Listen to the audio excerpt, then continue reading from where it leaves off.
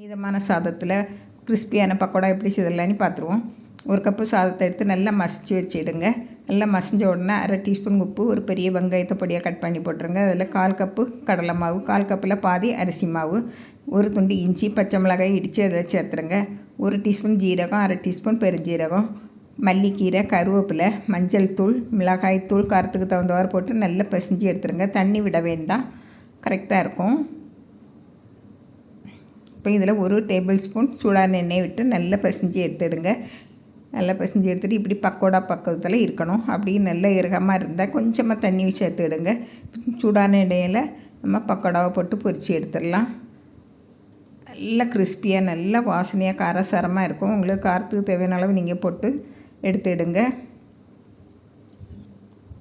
பாருங்கள், கிறிஸ்பியான சாதத்தில் பக்கோடா ரெடி ஆயிடுச்சு. இதே போல் நீங்களும் செய்து பாருங்கள்.